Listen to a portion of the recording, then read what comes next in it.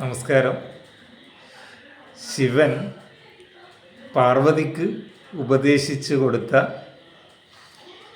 ഹഠയോഗ വിദ്യയുടെ ഗുരുവന്ദന ശ്ലോകം നമ്മൾക്ക് പരിചയപ്പെടാം. ശ്രീ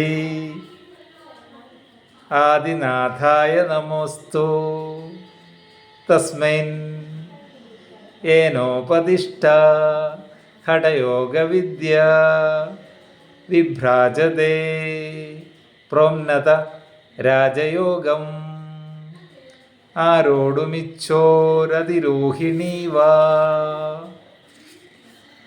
ശ്രീ ആദിനാഥായ നമോസ്തു തസ്മൈൻ ഏനോപദിഷ്ട ഹഠയോഗവിദ്യ വിഭ്രാജതേ പ്രോന്നത രാജയോഗം ആരോടുമിച്ചോരതിരോഹിണീവാ. ആദിനാഥൻ എന്ന് പറഞ്ഞാൽ ശിവൻ.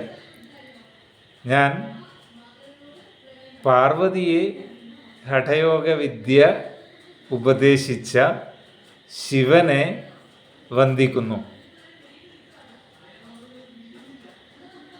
ഈ ഹഠയോഗ വിദ്യ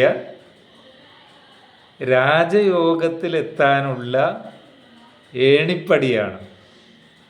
രാജയോഗം എന്ന് പറഞ്ഞാൽ പ്രധാനമായും അതിൽ മെഡിറ്റേഷനിലൂടെ നമ്മുടെ ഉള്ളിൽ സ്ഥിതി ചെയ്യുന്ന ഈശ്വരനെ അല്ലെങ്കിൽ നമ്മുടെ ഉള്ളിലുള്ള ആത്മബോധത്തെ കണ്ടെത്തുക. ഞാൻ എന്ന ബോധം, പ്രപഞ്ചത്തിൽ നിറഞ്ഞു നിൽക്കുന്ന ബോധം തന്നെയാണ് നമ്മുടെ ഉള്ളിലുമുള്ളത്. അതിലെത്തണമെങ്കിൽ നമ്മുടെ മനസ്സിനെ നിയന്ത്രിക്കണം. ആ മനസ്സിനെ നിയന്ത്രിക്കുന്ന പ്രക്രിയക്കാണ് രാജയോഗം എന്ന് പറയാം. നേരിട്ട് നമ്മൾക്ക് മനസ്സിനെ നിയന്ത്രിക്കാൻ സാധിക്കില്ല.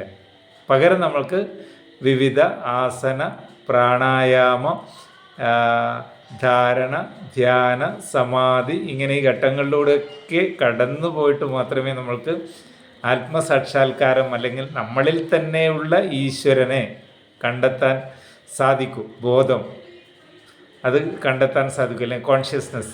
അതിനുള്ള വഴിയാണ് ശിവൻ പാർവതിക്ക് പറഞ്ഞു കൊടുക്കുന്നത്. അപ്പോൾ നമ്മൾ ആ ഹഠയോഗ പ്രതിപികയുടെ അടിസ്ഥാനത്തിലായിരിക്കണം ഹഠയോഗ ചെയ്യുന്നത്. Okay, thank you.